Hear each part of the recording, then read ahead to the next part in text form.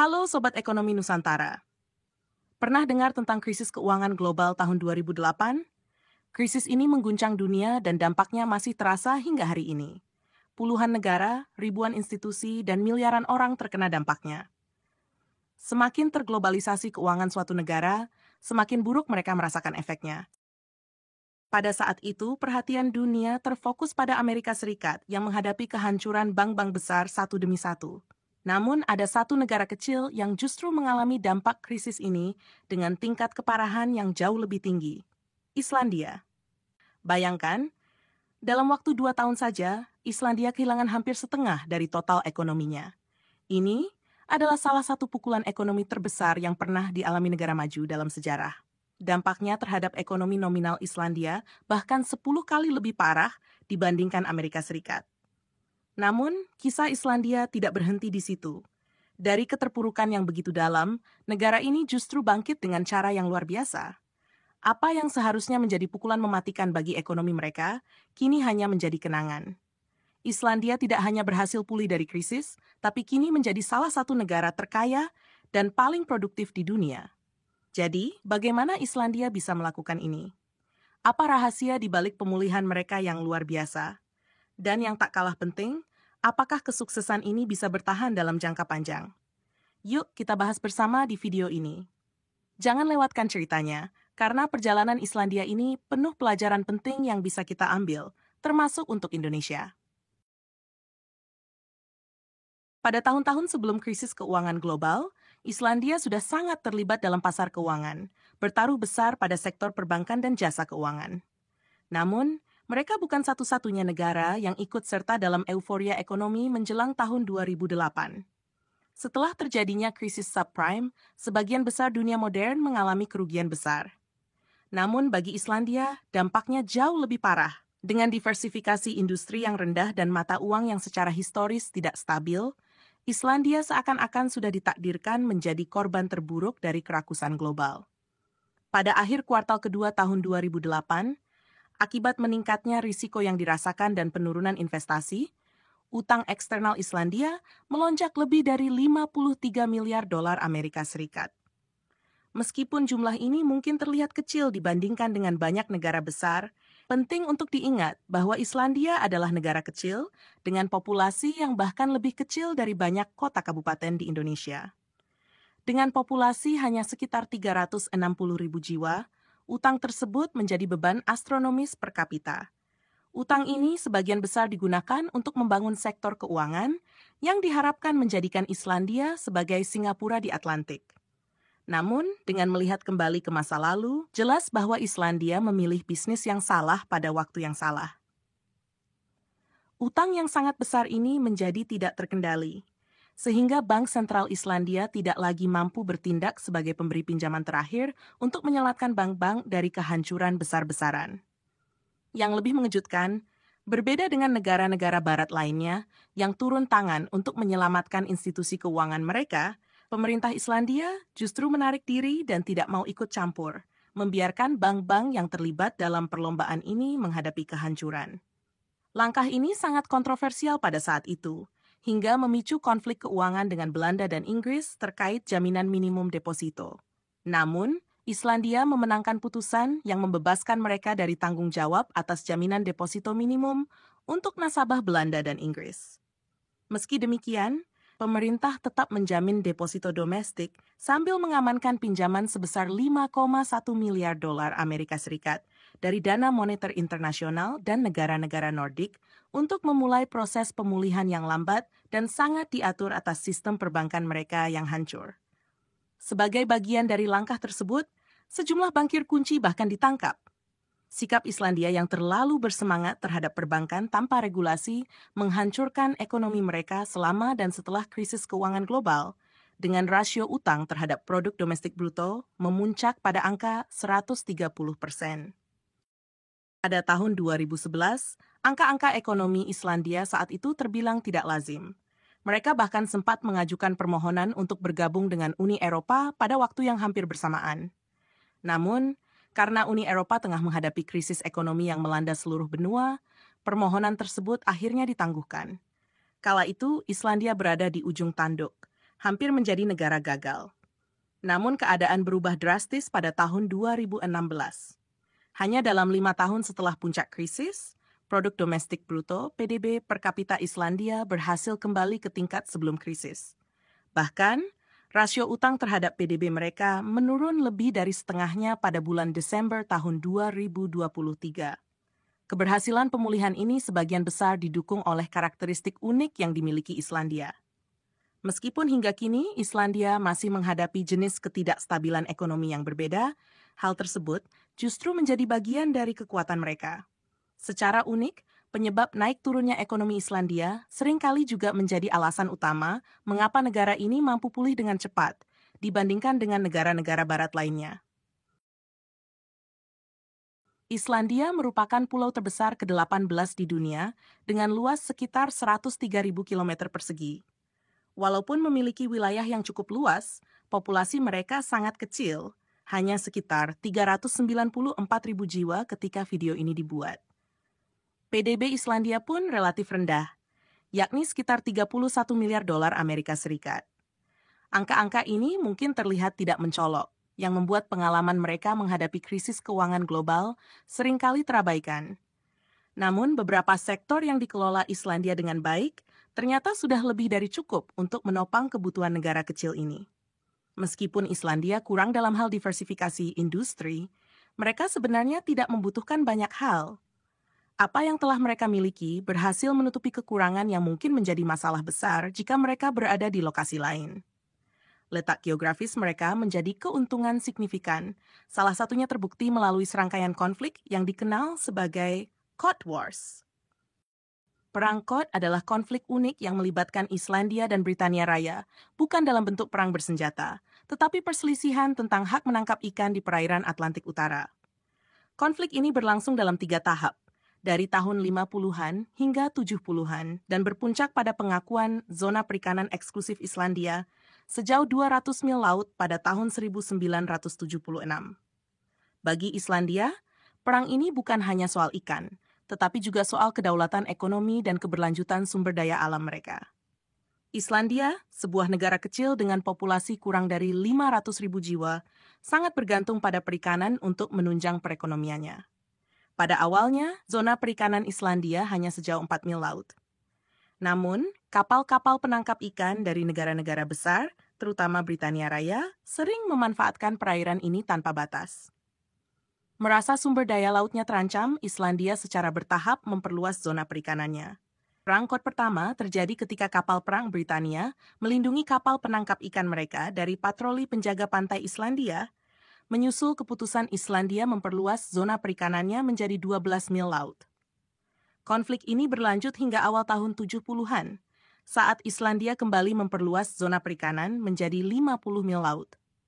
Dalam Perang Cod kedua, Islandia menggunakan taktik baru dengan memotong jaring kapal Inggris, memicu ketegangan yang semakin meningkat. Puncak konflik terjadi pada tahun 1975, ketika Islandia memperluas zona eksklusifnya menjadi 200 mil laut. Meski Britania Raya awalnya menolak, mereka akhirnya mengakui klaim ini setelah negosiasi panjang.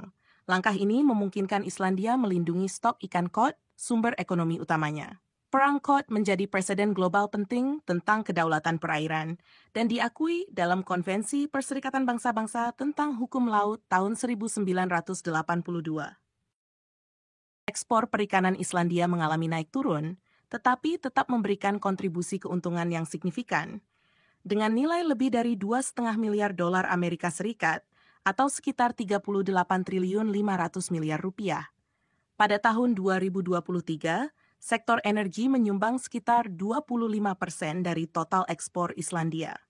Angka ini tentu mengesankan, tetapi belum sepenuhnya menjelaskan bagaimana negara kecil ini berhasil mempertahankan standar hidup yang termasuk tertinggi di dunia.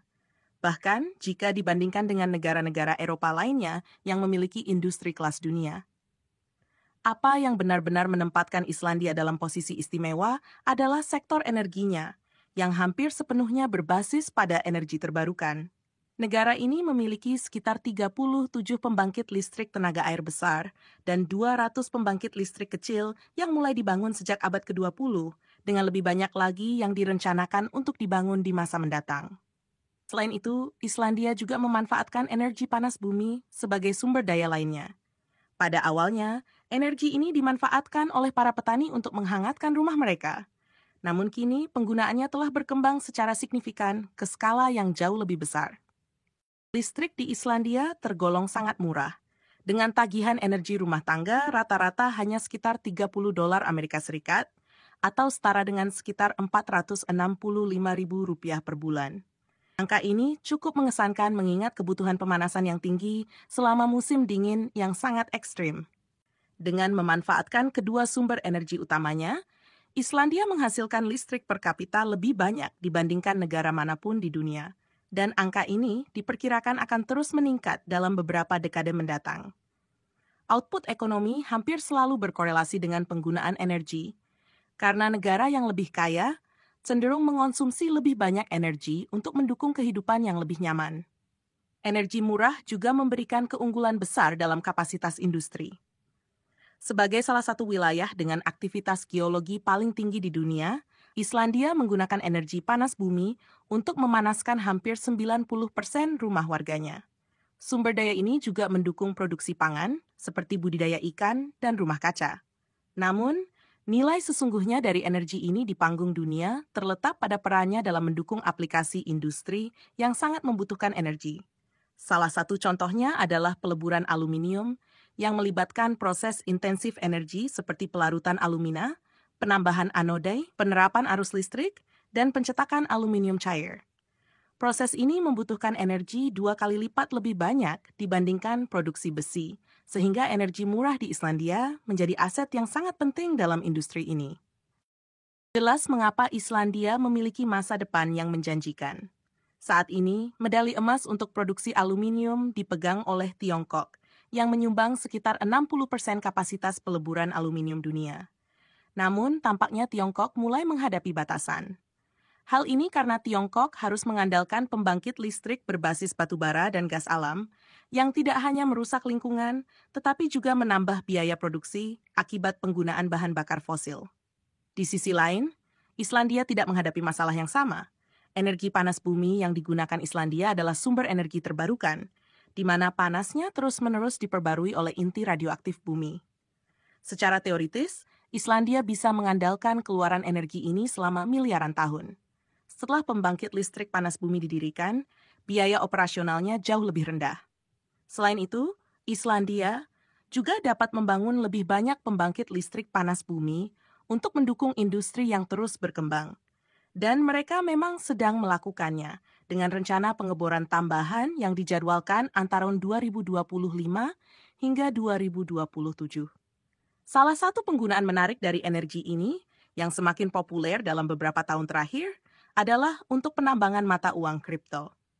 Meskipun mata uang kripto sering dikritik karena penambangan yang membutuhkan energi sangat besar, Islandia menjadi salah satu contoh di mana praktik ini tidak hanya berkelanjutan, tetapi juga tidak menghadapi masalah etika.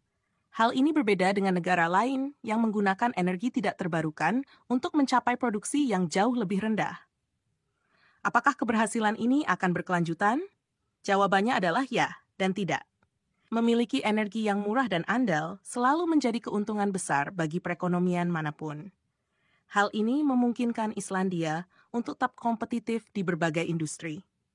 Namun, tantangan tetap ada, terutama dalam menjaga pertumbuhan industri agar sejalan dengan sumber daya yang tersedia. Jadi, meskipun tenaga kerja Islandia kecil dan fokus pada satu industri, mereka selalu memiliki opsi cadangan. Contohnya adalah kecerdasan buatan, AI, yang telah menjadi industri dengan pertumbuhan pesat dalam beberapa tahun terakhir. AI sangat bergantung pada pusat data besar yang membutuhkan energi luar biasa besar untuk beroperasi. Beberapa perusahaan bahkan menggunakan kembali pembangkit listrik tenaga nuklir lama, sementara sebagian besar hanya membakar bahan bakar fosil. Namun Islandia dengan sumber energi yang jauh lebih murah dan lebih diterima secara sosial menjadi tujuan populer. Hal ini diperkuat oleh posisinya yang strategis di antara dua pusat ekonomi terbesar di dunia dan fakta bahwa negara ini memiliki pemerintahan yang sangat aman dan stabil. Pada dasarnya, tenaga panas bumi Islandia adalah sumber daya alam lain dapat dimanfaatkan untuk keuntungan finansial besar. Namun, sumber daya ini memiliki dua keunggulan utama dibandingkan minyak bumi. Pertama, energi ini tidak akan habis, setidaknya tidak sebelum manusia sendiri punah. Kedua, energi ini tidak dapat dijual langsung. Meskipun terdengar seperti kelemahan, sebenarnya ini membawa keuntungan tersendiri. Karena tidak bisa memperoleh keuntungan dengan sekadar memuat energi ini ke kapal dan menjualnya ke perusahaan energi asing, Islandia hampir terpaksa mengembangkan industri domestiknya untuk memanfaatkan kekayaan sumber daya alam ini. Dengan demikian, alih-alih menjadi kasus penyakit Belanda, Dutch disease, Islandia mampu menggunakan sumber daya energinya dengan cara yang kurang efisien, tetapi mendorong aktivitas nyata di perekonomian domestiknya. Meskipun memiliki banyak keunggulan, faktanya bahkan dengan populasi yang kecil, Islandia tetap sangat bergantung pada kontribusi dari luar negeri. Tanpa dukungan ini, keberhasilan Islandia seperti yang terlihat hari ini mungkin tidak akan tercapai. Dan ini tidak ada hubungannya dengan bantuan yang diterima setelah krisis keuangan global. Sistem rumah kaca dan pertanian berkelanjutan yang disebutkan sebelumnya mungkin menghasilkan ekspor seperti buah-buahan senilai sekitar 234.000 dolar Amerika Serikat. Namun, Islandia mengimpor sekitar 9.280.000 dolar Amerika Serikat untuk menyediakan makanan bergizi bagi penduduknya. Angka ini belum termasuk impor biji-bijian dan sayuran. Mulai dari kapal, kendaraan bermotor, farmasi, hingga komponen yang digunakan untuk peleburan aluminium seperti elektroda karbon, semuanya berasal dari pasokan negara lain. Bahkan ikan, sumber daya yang pernah menjadi andalan Islandia sebelum abad ke-20, kini menjadi salah satu komoditas impor utama pulau ini. Islandia mengimpor ikan dari Jerman, Inggris, Belanda, dan Amerika Serikat, serta ikan hidup dari Spanyol untuk pembibitan. Selain itu, negara ini terkenal akan keindahan alamnya dan sumber air panasnya.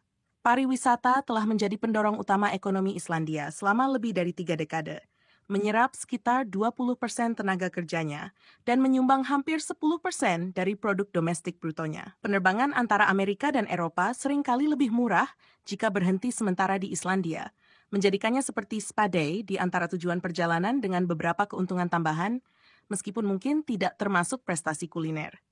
Pariwisata juga menjadi salah satu dari dua pilar utama kebangkitan ekonomi negara ini pasca krisis, selain restrukturisasi sistem perbankan. Namun, hal ini juga menjadikan Islandia salah satu negara paling bergantung pada pariwisata di dunia.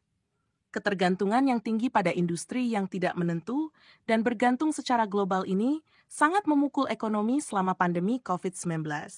Satu-satunya hal yang benar-benar membantu Islandia melewati badai tersebut adalah pelajaran dari pengalaman masa lalu serta sektor-sektor industri yang telah disebutkan sebelumnya.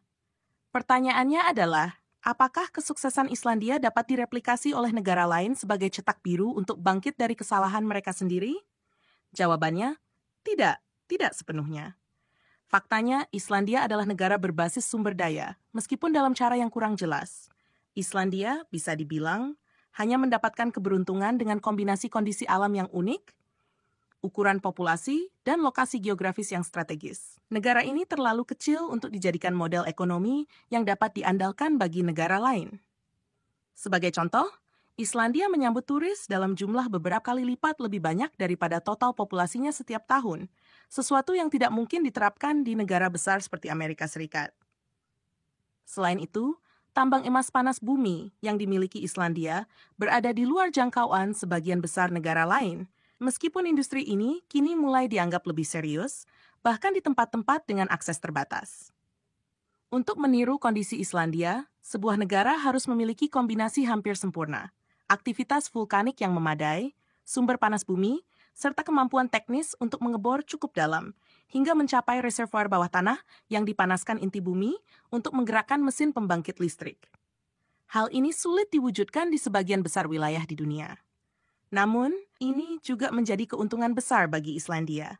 Sumber energinya tidak bisa dengan mudah ditiru oleh mayoritas negara lain, dan ketidakmampuan untuk memindahkan sistem energi ini ke tempat lain menciptakan peluang pekerjaan yang stabil dan berkelanjutan bagi penduduk lokal sepanjang tahun. Sebagai pelajaran dari perjalanan ekonomi Islandia, satu hal yang bisa dipetik adalah bahwa sektor keuangan yang tidak diatur dan berbasis eksternal seringkali berisiko melumpuhkan negara-negara yang sebenarnya memiliki potensi besar. Meskipun impor akan selalu ada, selama negara ini memiliki sesuatu untuk ditawarkan, Islandia terbukti dapat mandiri secara ekonomi dengan lembaga dan investasi yang bertanggung jawab di tempat yang tepat. Bagi Islandia, tampaknya tidak ada arah lain selain maju. Jadi, apa kesuksesan Islandia bisa diadaptasi di Indonesia? Menerapkan pelajaran dari Islandia di Indonesia membutuhkan pendekatan yang hati-hati, mengingat perbedaan mendasar antara kedua negara, baik dari segi geografis, sumber daya alam, maupun struktur ekonomi. Islandia memiliki keuntungan alami berupa sumber energi terbarukan yang melimpah, seperti panas bumi dan hidroelektrik, yang mendukung keberlanjutan ekonomi mereka. Di sisi lain, Indonesia memiliki potensi energi terbarukan yang berbeda, seperti tenaga surya, angin, biomasa, dan energi panas bumi, namun pemanfaatannya belum optimal. Salah satu pelajaran penting dari Islandia adalah bagaimana mereka berhasil memanfaatkan energi terbarukan untuk mendorong industrialisasi yang berkelanjutan. Indonesia dapat belajar dari hal ini dengan mempercepat pengembangan infrastruktur energi terbarukan.